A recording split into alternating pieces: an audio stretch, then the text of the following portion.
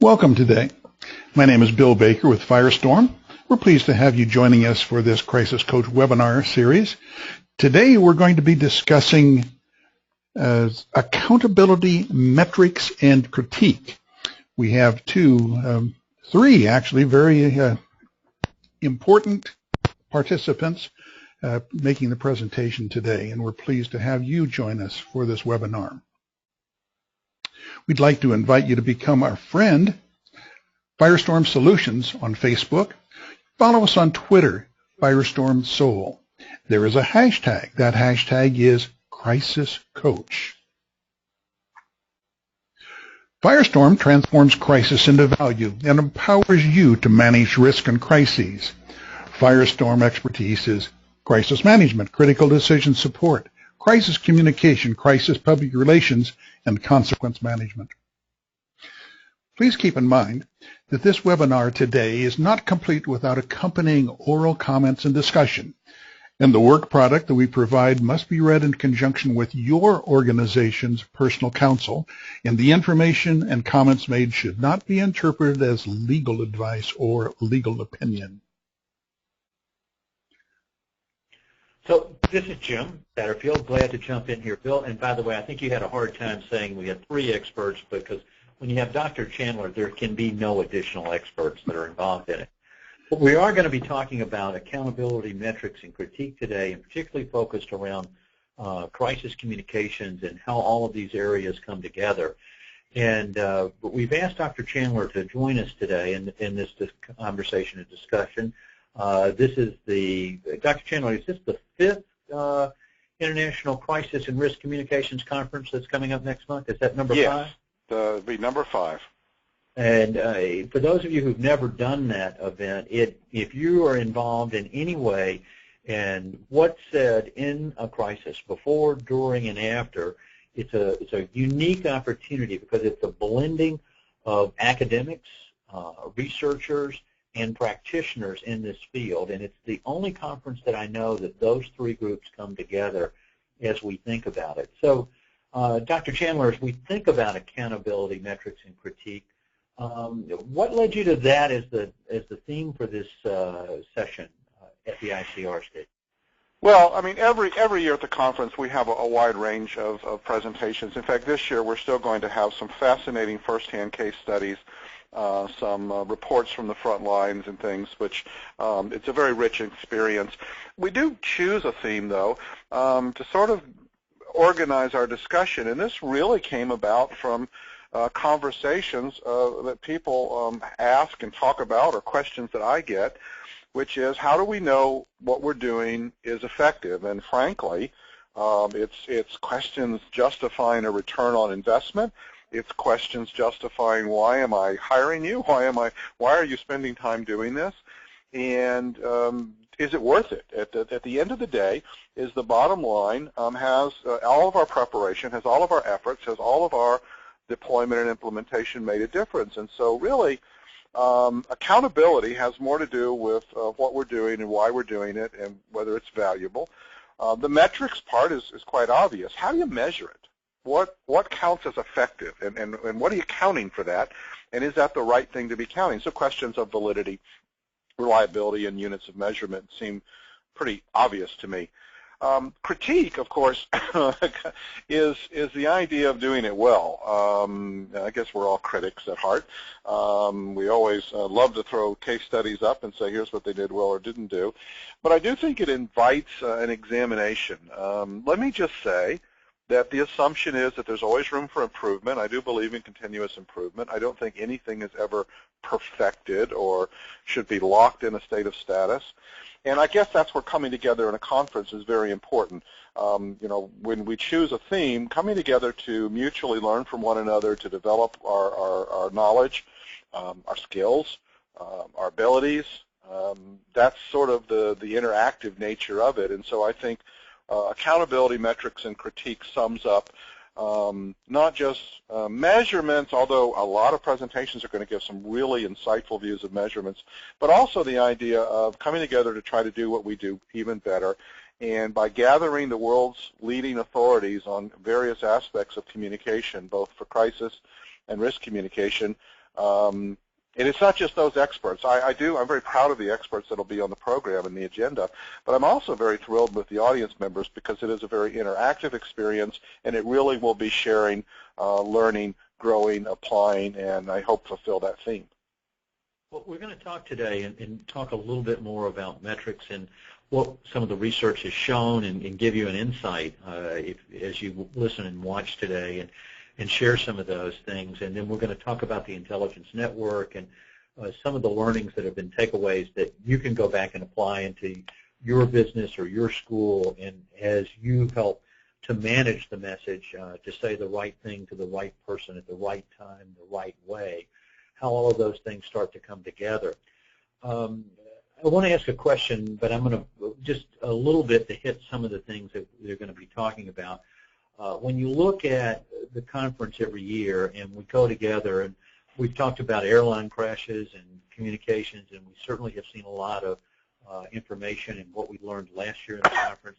Here there's a panel talking about health and risk communication for Ebola and pandemics, and it is a panel with a great deal of expertise to share those insights, and it's a chance to sit there and have these folks at one time at one place. But many times when we think about a crisis and crisis communications and getting our message to the right people, events drive that. And we go back to the Challenger and Columbia communications issues with the tragedies that occurred there.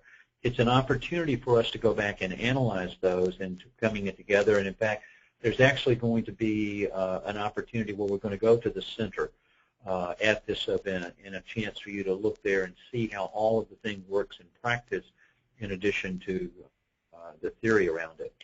So when you share your expertise and think about a lot of these things, and Dr. Chandler, you related to the network and the practical, I want to bring us back to what we're all seeing happen right now in front of our eyes last week and this week with Brian Williams, and the anchor of the NBC Nightly News, and credibility becomes a factor, and all of this can quickly escalate and be a brand and reputation issue. When you think about communications involving that event, Dr. Chandler, any insights or thoughts that come to mind? Well, I mean, the Brian Williams incident, I don't know that we know all the facts yet and the aspects of it. I think it's a lesson, object lesson for being careful about claims, and this could be an example of simple hyperbole, but the problem is in the contemporary world. I think the accountability part, in fact, that's one of our theme words, being held accountable for it. And I guess I come at it from a generous point of view about misunderstandings, but I also recognize that in today's world, there's a lot at stake with things that are done. I mean, just stuff that you just mentioned, a couple of things. You mentioned, the panel that we've got put together on health risk communication. It is a bringing together global leading thoughts about how to carefully talk about risk, and words matter. We've got we're going to talk about Ebola, but we're also going to have a severe influenza season right now. We may have had 6,000 to 8,000 people contacted with Ebola. We've got 275,000 to 350,000 people with influenza, and actually there's more fatalities of this season's influenza outbreak than there were in Ebola. Most people don't know that. But bringing together the head of the CDC, bringing together the WHO, Michael Ikia from Nigeria, Carl Taylor from the National Medical Disaster Center, I mean, bringing those people together, I think whether it's the Brian Williams situation or not, that words do matter. And you mentioned the Colombian Challenger. Well, not only do we have a site visit to go over to the Kennedy Space Center this year, but we actually have the person who managed communication in both the Challenger and Columbia disasters that's going to talk to us. And actually she's going to compare how they learned lessons from the first incident that guided the second, and but to actually meet the people from the front lines. One of the things about Brian Williams is that he did create his own brand. And I think anybody that's interested in reputation and brand, should also be interested in learning from previous experiences. I would be curious if that is an opportunity. All of that becomes part of the reasons of really asking these questions. We'll have some, I think, some very insightful people at the conference on reputation, and questions such as Brian Williams would be worth talking about. And I'm not here to criticize Brian Williams. Again, I think, as with most of these issues, a reputational crisis is that the information that comes out at first is highly suspect. Real information, truth, is hard to come by. And I think that's what makes it difficult. I think that's why crisis and risk communication isn't simple and easy. It's big things are at stake, moving parts, lack of solid information, and dealing with perceptions. And so, you can have big fans of Brian Williams who feel disappointed, and you could have his critics who feel elated, all of which leads to communication being the most important, and I don't mind saying this, the most important part of any situation, whether it's risk, whether it's a disaster, whether it's crisis. Great insights, and I think that the opportunity to sit at the same table or to have a conversation with individuals from the organizations that you've talked about, but more importantly, people that have done it and live it and seen the impacts in their career. I don't think we have Brian coming this year. I think he's taking 6 months vacation at this point. Maybe we'll invite him for next year and see what he would have to say. He's definitely not on the agenda, but the last couple of years we've had some prominent journalists, we've had some prominent people, and we've got people this year who have gone through reputation scandals who are going to be talking, and we have people who study those that go through reputation scandals. So, Brian coming to join us at the conference, we might give him a pair of sunglasses and a wig, but he might be a very good place to kind of listen to a gathering of the world's leading thought leaders on this topic. Well, then I'll document here that if he'll come, Firestorm will give him a scholarship for his attendance. Okay. Well, it is. I mean, and that's a very good point, Jim, and that it is a way to develop your own skills. It's a way to find some solutions, to network. I mean, what a great Rolodex that someone might want to have of getting a chance to spend some time with the absolute thought leaders on the planet. And I think it's very practical. I really do. I think it's theoretical and it's wonderful and it's thought leadership, but it's also an incredibly practical thing. Well, a lot of you listening on the phone call today and looking at the web site and the webinars that's going on, last year at the conference we met two people, Karen and Kristen, and just started to focus on how do you know what to be talking about, how are the subjects that you start to talk about it. And there's a research approach using QSORT that allows us to do that. And we then ask all of you to participate in a research project starting late summer and through the fall, looking at shaping the messages around that. And this is an interesting blending of individuals. You've got academics, University of Louisville, you've got the United States Army, you've got Firestorm, and we've got all of you who've participated. And in doing that, our goal here was to look at the perceptions of people in a crisis, to find out what are the areas that they wanted us to talk about in a variety. And you see here that 4 factors in the projects that we studied came up most at the highest level that wanted comment: duty, intellect, adversity, and negativity. Karen, do you want to share any insights about this? And this will be a presentation at the conference that we'll all be working with. But Karen? Thanks, Jim, and thank you, Dr. Chandler. Yes, when we had been talking about accountability metrics and critique, we really wanted to figure out, was there a way that we could be sure that we didn't just have a gut feeling about what do people really need to hear in a crisis. So we created, along with Dr. Chandler and Major Sailing, we created 2 scenarios. One was a natural disaster scenario, and one was a workplace violence scenario. And then we invited many folks in our audience, many of you on the phone today, and if you'd ever like to participate in another, we will do another call for volunteers. But we asked for your participation in leveraging the QSORT so that we could really understand what messages were most important in those specific scenarios. And we found it fascinating that duty, the feeling that something has to be done, was the most important message people could receive. And they wanted to be able to do that in a logical and planned and practiced manner. There will be a paper following, Jim, that will not only explain the research itself, but the conclusions, and another call for another project throughout the year. I found it fascinating, and I felt privileged to participate. And I think we're going to learn a great deal once the paper is published as well. But I think that sense of duty for us as folks who are in crisis communication, as we're working in crises that may occur in our own businesses and organizations, that giving people information that allows them to fulfill that sense of duty is one of the key drivers. And I think the paper and the presentation that will be at the conference is an example of how we move from the academics and the research into the practical world to help us design what should we be talking about it and how should we talk about that. And that's one of the areas that we get in. And I think if we go back and look at Drucker and, what gets measured gets managed, too often communications has been a soft art, and people go with their gut, and sometimes they're right and sometimes they're wrong. If you had a better understanding, it would certainly help direct us as we go through those processes. There's sessions before the conference. There are 4 different pre-conference workshops that can be attended. Karen and I are going to be involved in one and talking about creating an intelligence network. And this slide has got some new information, and I would like to have you all think about this as we think about the role that social media is playing today and how that can become ultimately actionable intelligence to drive your communications, your decisions, and your actions.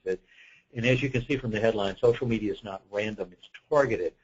And what we're faced with continually is to identify what that target is and all of the chaotic conversation that's going on so that we can make effective decisions, that we can design communications, and that's the critical decision support that's needed. People know, and the statistics here are that if we take just even a violence situation, 80% of the time there's leakage, someone else knows, and if you go beyond that, over 2/3 of the time, 2 or more people know. And when people know something, they talk. And they talk on social media, and that's where we can find out by having an intelligence network what's occurring today in our business or in our school. So the words matter and the intent matters. And so we're having to measure things like the semantics of speech, the syntax, the context, the idiom. And first, we listen to what's going on. It gives us a situational awareness area, and it's telling us what people are saying and where they are, and those patterns really lead us to understand frequency and severity of issues. And then as we clearly understand the impact, we can see that impact before it occurs because we're physically looking at it. So we go from the general to the specific. And if it's a person, then we're looking at a person of interest, their sphere of influence. It could be a location or an event. And then we don't have forever. When what's happening today on social media is already within our organizations. And so we need to understand this behavior pattern, these behaviors of concern, so that it really becomes a way that we can combine to create predictive and active and actionable intelligence. So we start out talking about communications, but by analyzing that communications, it gives us some real insights in running our organizations. And for those of you who've been attending the Firestorm webinar series, you're hearing a lot this first quarter about how do you know what you don't know. And here's an example explicitly in that area. So we listen, and if you look at these postings that were done from a school, and you'll also see that people were sharing this particular one, 17 people. But here's an indication that there's at least something going on, but then you have to understand it, and maybe this is enough to tell us we need to look at these people a little bit more. We need to be more specific in our analysis that would be going forward. And as we've talked about this, it's a combination of listening and looking. And so really, if you want to know what's happening in an organization and know what the events are, we're focused in about this listen and look, because a crisis, as you see from the definition here, there's a risk event for which one has not identified the vulnerabilities and exposures, has not developed a plan, and therefore does not know how to respond. And responses are not only physical actions, they're words, they're communications. And we see a great many times that these events break down because the communications aren't directed to the right people. They don't have the right impact, and they're ignored. And that's where the research with the Q-sword and the elements that are talking and listening to the people that have had to face these decisions of what do you say when these things happen will make a difference. All of it is around time. If we had some horrible event that was occurring now, we need to then take actions quickly. And I think communications really gives us time when it matters the most. And we could follow what others have done before us. We can have written plans, but they're going to have to be modified, whether it's message maps or mediums of communications. But clearly, not having that intelligence network to understand, did my message get through? Was it clear? Did people understand? Are the actions that we want to have happen starting to occur? And I think the relevance of everything when we talk about it, we're working with an insurance company that specializes in the education markets, and their big concern is the crisis communications response that those organizations give at times when it's most critical, and that's the primary area of focus. As we continue on and think about a crisis and the attributes that are present in a crisis, all of these things tend to garble the communications messages that would be coming out. And the fact that the scrutiny that's here, the element of surprise, the human element that's associated with it, and this loss of command and control really start to exacerbate the problems that we see in a crisis, because leadership and everyone is focused on what they should do. And look at the next question. What should we say? And we've trained leaders that, you would go and have a report done. There'd be an analysis. There'd be data. You could analyze it. You could do a regression analysis and figure out a trend or make a projection. But in communications, we haven't seen that same discipline universally applied and then modified with having an intelligence network to tell us about effectiveness. Dr. Chandler, I know you've probably studied events and crises more than anyone else from a communications perspective. Anything that you could provide that would give us a little insight about what we should be saying in a crisis? Well, I mean, I think you need to address your plan. I think you have to have a communication plan for a type of crisis, and you have to build it out. And so what you should be saying are the things that you have to say at that time. I actually my training basically has people divide a crisis over phases or stages of a crisis. And during each stage, that shuffles your deck about what you need to be saying. And then within each stage, we identify who are the key constituent audiences, and each of them have their own information agenda.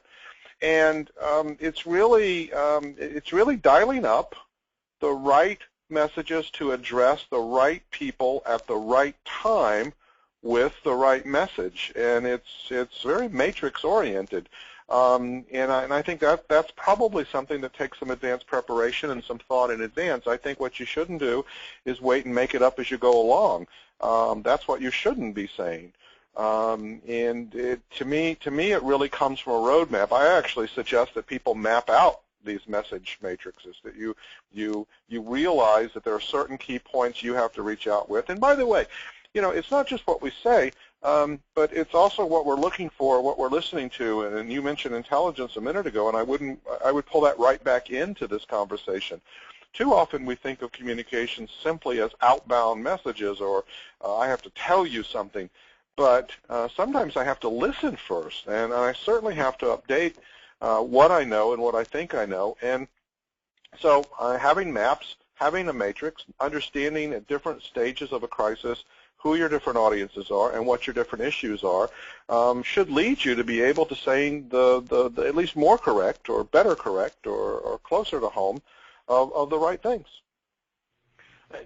Thanks, and I think those are great insights as usual. And I would ask everybody who's watching and listening today to think about what is your intelligence network?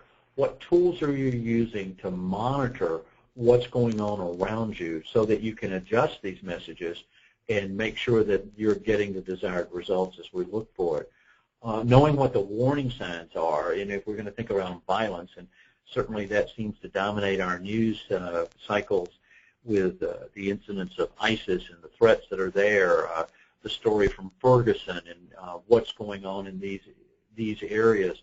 There seems to be a great deal of confusion about this, and this is the fact that there are warning signals, and those warning signals in many times come to us from communications that are occurring.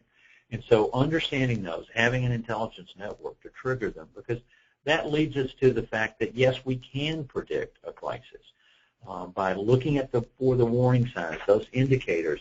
And as you look at those patterns, that those indicators start to go forward, they then become shaped by frequency and severity. They can help shape and direct the direction that we're coming and moving forward.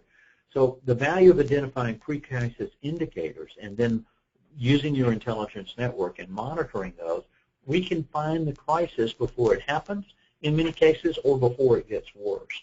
So those are the aspects that we're looking on. And as we think about who's listening and who's listening to what you're saying and how that information goes out. And again, understanding the audience and where that audience is talking, where that audience is communicating has shifted. We're not drawing the messages on the wall of the cave any longer. We're not having to have a face-to-face conversation or a telephone conversation or a fax. I remember the lovely fax machines with the slick paper in the roll to send that message, and then up to email and text. And the world has shifted, and the communications and the way that they shift has continued to go. And so where does the audience go for updates? And how we communicate in each one of these areas is completely different, but it's met around those themes on it.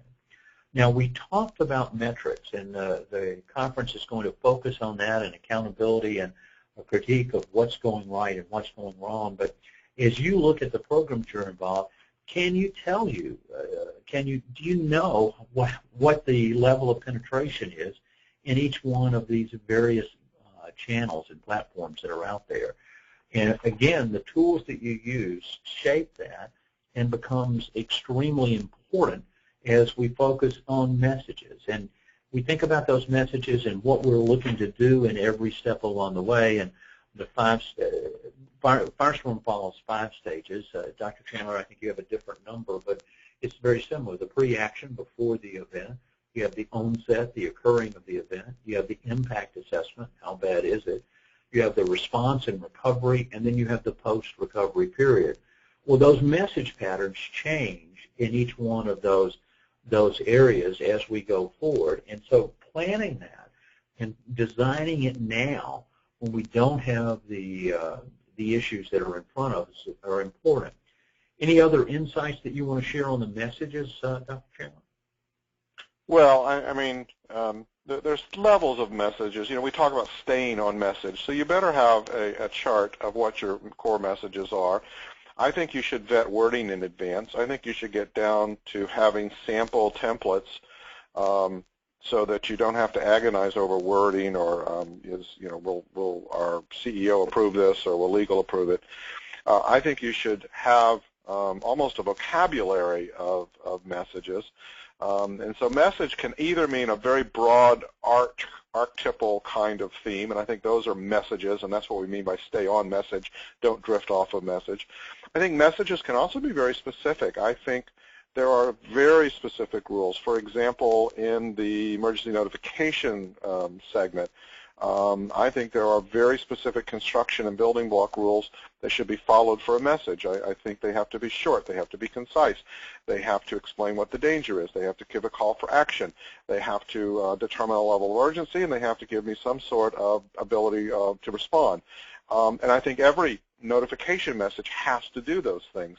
And it can't be a long, rambling message. I think that you have to limit certain types of communication during these events. I don't think you can try to explain everything. I think you have to phase them. And again, I would tie them to different stages. I think there are certain phases of the disaster or crisis or emergency where very short, very brief, very urgent messages. And messages have to be front-loaded. I mean, I think that that's the other thing. You don't bury the lead at the end of a message. You have to get up front and let me know. I think there's an art to writing messages. I'm not sure a PhD trained individual is the best one to write certain messages. I don't think an engineer or a scientist is either. I think that there's a certain skill of being able to be clear, to be understandable, to be readable, to be listenable, and I think that that's very important for messages as well. One of the things, and I think knowing when not to talk is another message within it. And many times we find that people are communicating in a crisis when they shouldn't be. They don't have all the facts. They don't have all the information. And their communications then creates another environment. And so we focus on asking the why. Why are you going to communicate now? Why? And just as that 5-year-old, when you tell them not to put their hand on the stove, says why, and then you say, well, because it's hot. Why? Because we turned it on. And they go through that, and finally from frustration, we don't want you to do this action. But we find that miscommunication starts because people that are communicating just to fill a time void in those particular areas. We've seen news move from being a news area to becoming an entertainment center, an opportunity just to get exposure and carry forward, and particularly in a crisis, it's used by the media to generate ratings and to have that shock value associated with it. So these will be topics and themes that we're going to be talking about with the experts in the field at the conference, and a chance for you to think about that within your own organization. But if you're planning your messages, the home basis, what are the major themes, and then what are each one of the message maps for each one of the risks or threats or vulnerabilities that you see for each stakeholder group, and then we'd recommend 3 message maps for each one of those as you start to plan and know. And you don't give all of your messages in that first answer. You would give the most critical, and then the next, and the next, as the repeats are coming in. And this interactive aspect, that it becomes predictable intelligence that will tell us what we need to do. And communications is always the most perishable form of intelligence. There's a time value. It has a shelf life.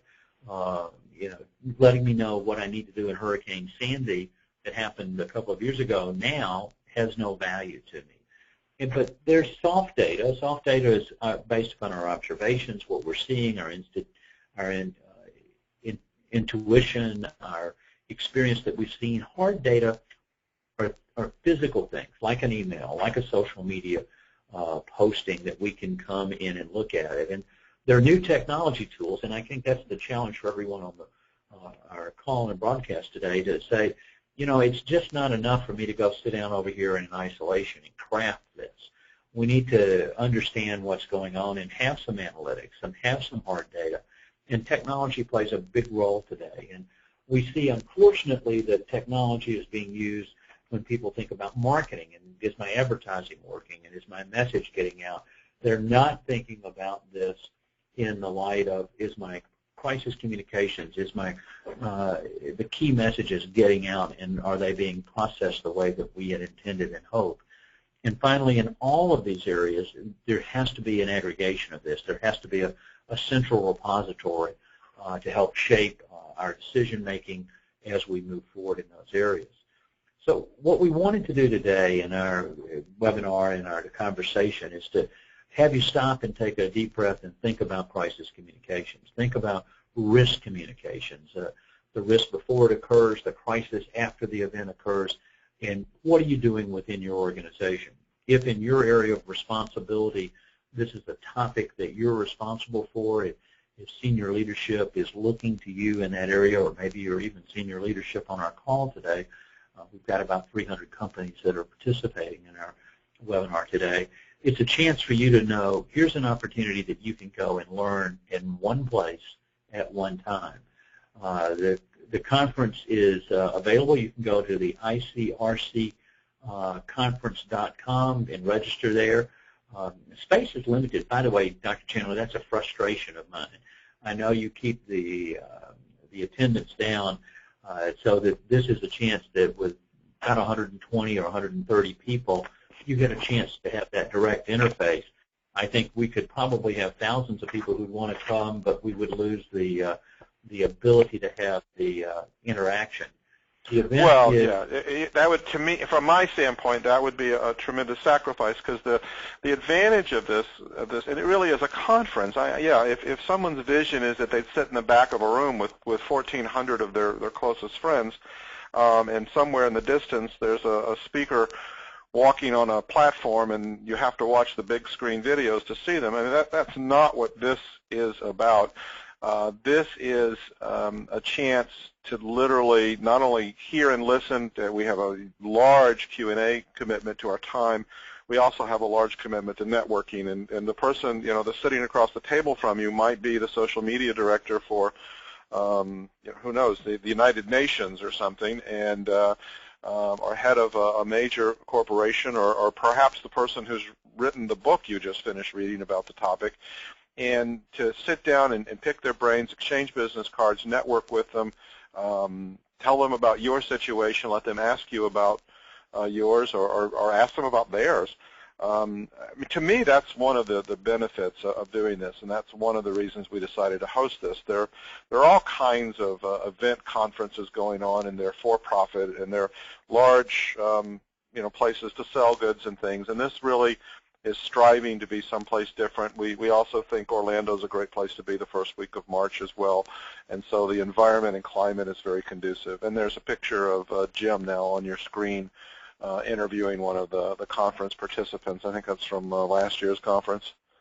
I believe it is, yeah. When we think about this, it's March 2nd, 3rd, and 4th, the pre-conference workshops that are the smaller group sessions.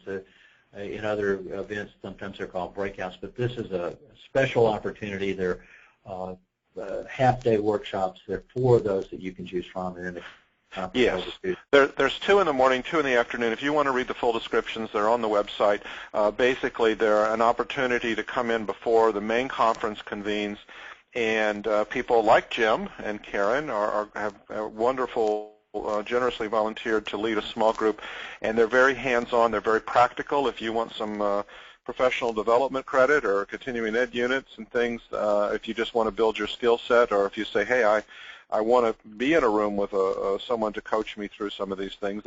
There's 4 of them, and they address some very different topics, and again, we keep them very small. It's not going to be a 400-person session. We're talking about a chance to be in a classroom, very interactive for the pre-cons. And then the main conference agenda runs on Tuesday and Wednesday, the 3rd and the 4th of March.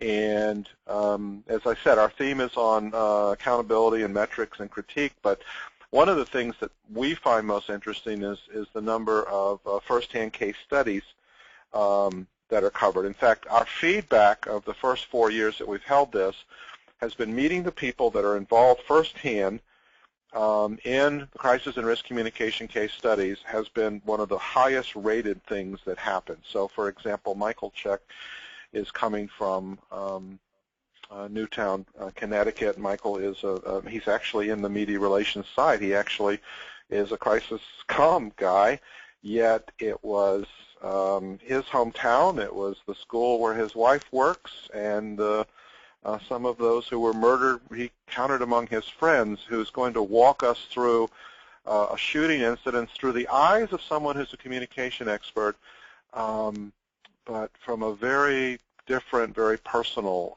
session. Anyway, I'm looking forward to that. We have some Europeans coming. In fact, we have 24 countries represented at one point, the last time I counted it. So it's a very international conference. But we're going to hear some firsthand reports of case studies of digital firestorms. Actually, in the vernacular, we use a different storm, use a different four-letter word before storm when we talk about it. But we're going to talk about digital firestorms and what happens when the social media goes completely haywire. Great case study. We're going to talk about some case studies about language, and we don't talk a lot about bilingual audiences and cultural diversity audience, and that's a gap. And so we've actually got a pre-con workshop and some sessions to deal with that. Ken Jenkins is going to join us. Ken handled, he was the contractor that handled Malaysia 370, the disappeared flight. I don't know if you've seen, but there's been a lot of criticism about communication about that situation. So we asked Ken to come, and he's going to talk from the other side of the lectern. He's going to, when the microphones are pointing at you, what are you communicating and why? And he was the vendor that was brought in for their communication. He's going to show us some things. Michael Ike is going to come. He's coming from Nigeria. We're trying to make sure he gets his proper visa and doesn't get sent to quarantine. Michael, you may have seen on NBC News, Dateline, 60 Minutes. You may have seen him. He was the one who designed the innovative risk communication campaign that basically stopped cold the Ebola spread in the country of Nigeria, and it was a very unconventional effort, and he challenges some traditional assumptions about how to communicate to reach people who are literate, semi-literate, unliterate, illiterate, who are fearful, suspicious. Very interesting. So Michael's coming to talk to us about this very famous project and very successful project with the Halt Ebola efforts, and I'm just thrilled and excited with some of the case studies. You're going to have a chance to actually talk to the people who dealt with it. So, you know, you say, well, Bob, what does this have to do with me? Well, you could be running a company where there's a measles outbreak. For that matter, you could run the happiest place on earth and be pinpointed as a place where trying to control and spread risk communication and what to do about it becomes a topic on the evening newscast. And so whether it's influenza, measles, or getting people to do something that's healthier for them, wash their hands, there's a lot of things that's going on. And so the case studies are something that I really wanted to point out on the agenda. The others are just getting the thought leadership. Tim Coombs is going to be here again delivering our keynote address. And as I travel around the planet, everyone asks me about reading Tim's books and works, and he is truly the global leader on the topic. But just some of the folks that are coming, and Barbara Reynolds, the Public Affairs Director of CDC, she's not only going to give a presentation, but she's appearing on that health risk communication panel. Carl Taylor, he's the former Executive Director for the National Center for Disaster Medical Response. Rick Reed's going to come here and tell us the story for Intel and what it's like to manage issues and crisis. Gavin McGregor-Skinner, who's actually been leading the U.S. technical team for pandemic response and has been on the scene in West Africa with Ebola. He's going to not only come and present, he's also going to appear on that special risk panel. We talked about Lisa Malone. Lisa's going to provide that comparison. Lisa handled both Columbia and Challenger disasters for NASA Kennedy Space Center and their public affairs and their crisis communication. You probably have heard Lisa's voice because for many years she did the countdown to the launches there. But Lisa's going to talk through it, and she's going to give us from an insider's. In fact, some of this is, we're going to be very careful as we do it. We have several topics that are quite emotional, but we're going to meet the people. In fact, Lisa, as well as Doug Isbell from the Jet Propulsion Laboratories, we're going to go over on-site to Kennedy Space Center. And we've got a very special presentation when we get on site. We've also got a tour and a reception and a dinner, but some really exciting things. But if you say, I want to meet the people that do the job, that do this job, and what they've learned from it, this is the place. David Geddes is going to close us out. Many of you out there know David Geddes. He is both recognized in the academic communities and the practitioner community. He has been, we've selected his work as our plenary speaker. So he's the closing, he's the bookend to the keynote. And he is going to offer yet another comment on a communication measurement approach, and I'm very excited about that. We've got 40 plus. At one point we had almost 50. I think we've had a few international people have trouble with visas, and so we're tinkering with the schedule.